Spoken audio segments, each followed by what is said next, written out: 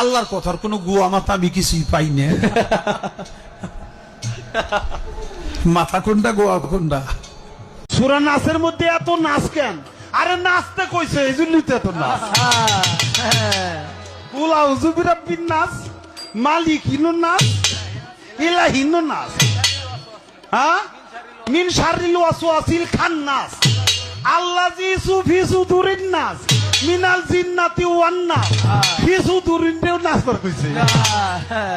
এই বেঈমান আবুল সরকার নামে যেই বেঈমান, যেই মুশরিক আল্লাহকে বিদ্রুপ করেছে, এর ফাঁসি, এর ন্যায্য বিচার, এর রাষ্ট্রীয় বিচার বাংলার জমিনে হতেই হবে। এটা হতেই হবে। আল্লাহ বলছে কোরআনে নাকি বারবার কুল আউযু বিরাব্বিন নাস, মালিকিন নাস, ইলাহিন নাস। আল্লাহ বলছে বারবার শুধু নাস, শুধু নাস, শুধু নাস।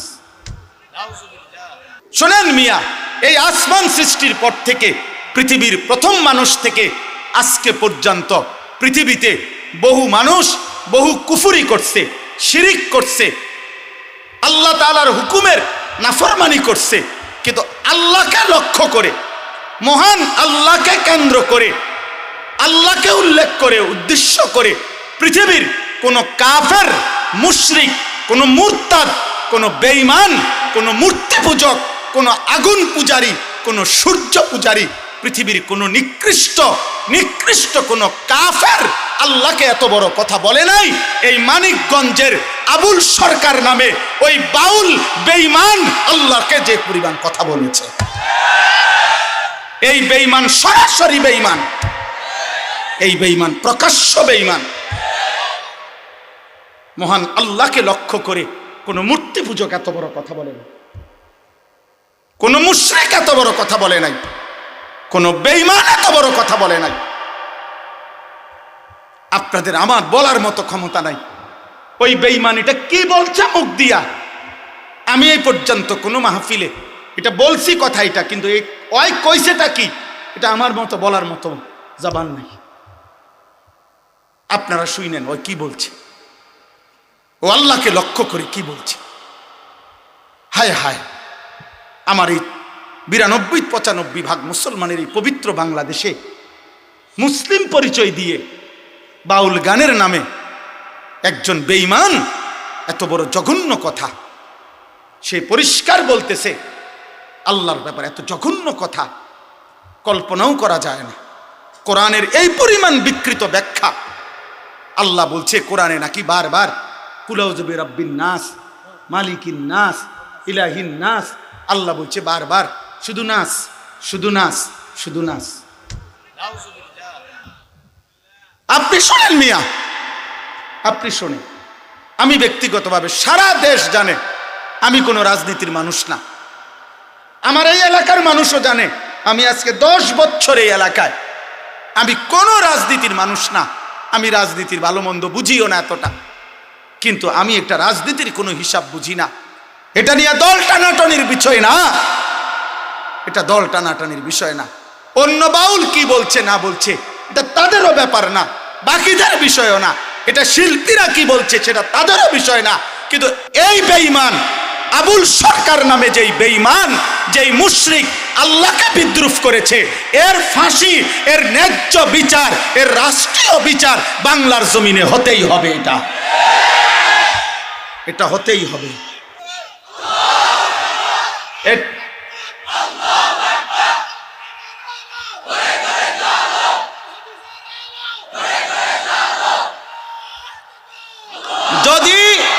যদি আপনাদের মধ্যেও কোনো মুসলমান শুনে থাকেন আর আপনার বিবেক যদি বলে এটা অন্যায় না, এটা অন্যায় নয়, আপনাদের বিবেক যদি বলে, তাহলে আমার বিচার ওই বাজারের মাঝখানে 4 রাস্তার মোড়ে যেই বিচার হবে আমি সেই বিচার মেনে নেব। কিন্তু এই কথা সে বলতে পারে না। এই জন্য আমরা বারবার বলি, আল্লাহর নবী বলছেন এমনিতেই স্বাভাবিকভাবে বাদ্য গান এটা এমনিই প্রকাশ্য হারাম। সেখানে এই বেঈমান বাংলাদেশে আপনার সারাটা জীবন এই বেঈমান, তার পিছনের অসংখ্য ভিডিও ক্লিপস খবরের কাগজ আরে অনলাইনে আছে, যেখানে প্রতিনিয়ত যখনই ক্ষমতা বদলাইছে, যখনই যে ক্ষমতায় আসছে তার দালালি করে এই দালাল জীবনটা পার করছে। এ সুনির্দিষ্ট কোনো দলভুক্ত লোক না, এ আজীবন দালাল। এক দালালরে বলছে তুমি বারবার দল বদলাও কা? কয় না, আমি কোনো সময় দল বদলাই না, বরং সরকারের মধ্যে ক্ষমতায় বিভিন্ন দল বদলাইয়া যায়, আমি প্রত্যেকবারে যে দল ক্ষমতায় আমি সেই দলের দালাল। বুঝেন না? মূলত আমি নৌকাও না, দানের শীষও না, আমি মূলত দালাল।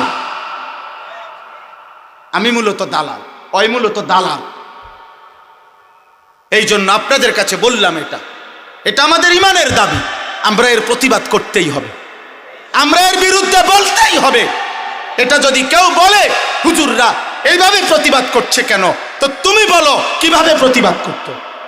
আমার আল্লাহকে বিদ্রুপ করিলে মুমিনের কলিজায় লাগবে না? আমার রসুলকে প্রতিবাদ করিলে মুমিনের কলিজায় লাগবে না?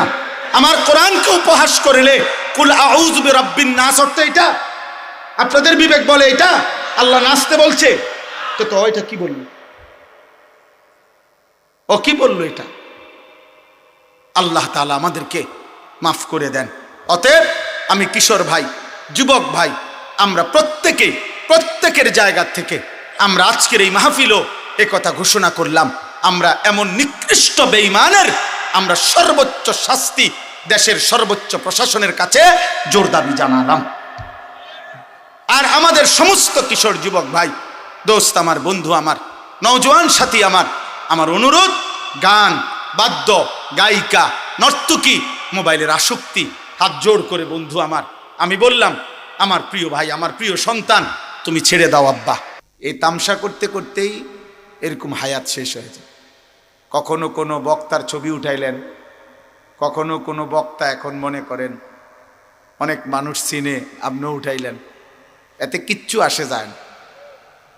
কোনো বক্তার সাথে কারো ছবি থাকলে এতে দুনিয়াও কেউ 2 পয়সা মূল্য দেয় না, আখেরাতও। যার যার ইমান আমল, যার যার চাল চলন, আচার ব্যবহার, আখলাক চরিত্রের উপরেই ওই ব্যক্তির মূল্যায়ন। ছবি দিয়ে কোনো মূল্যায়ন হয় না। আপনি একদম ডোনাল্ড ট্রাম্পের সাথে ছবি উঠাইছেন দেখে মানুষে কোনো আপনারে ট্রাম্প কইত। আপনি বাংলাদেশের একদম বড় প্রেসিডেন্টের সাথে ছবি উঠাইছেন বলে মানুষে কোনো আপনারে প্রেসিডেন্ট কইত। তো কাজে আপনি যা মূল্যায়ন তা। আরবিতে বলা হয় ওয়াফিকা উয়ুবুন ওয়ালিন্নাসি আয়ুনুন। আরবি ভাষার এটা একটা প্রবাদ যে তোমারও দোষ আছে, মানুষেরও চোখ আছে। মানুষ আলোকে আলোই বলে, অন্ধকারকে অন্ধকারই বলে। মানুষ বাটফাররে বাটফারই কয়, নেককাররে নেককারই বলে। এই জন্য মানুষ মূল্যায়ন করতে ভুল করে না। কেউ হয়তো ক্ষমতা, পদ, পদবি, টাকা পয়সা ইত্যাদি ক্ষণিকের জন্য যদিও কোনো সম্মান আদায় করতে চেষ্টা করে, তো লোক দেখানো তাৎক্ষণিক উপস্থিত হতে পারে, কিন্তু আড়ালে মানুষ মন্দকে মন্দই বলে, অসৎকে অসৎই বলে। এই জন্য দোস্ত আমার অনুরোধ, একটা মাহফিলের এই বিরাট আয়োজন, এই আয়োজনটা শুধু কেবল বুট বাদাম চটপটি আর এই মোবাইল ছবি ভিডিও রেকর্ড হই হুল্লুরে গেল গা, ফায়দা হলো না। কেউ 10 টাকা দিছে, কেউ 100 টাকা দিছে, কেউ 1000 টাকা দিছে, কেউ তার ক্যাশ থেকে 5টা টাকা দিছে, সওয়াবের আশায় দিছে, আখেরাতের আশায় দিছে।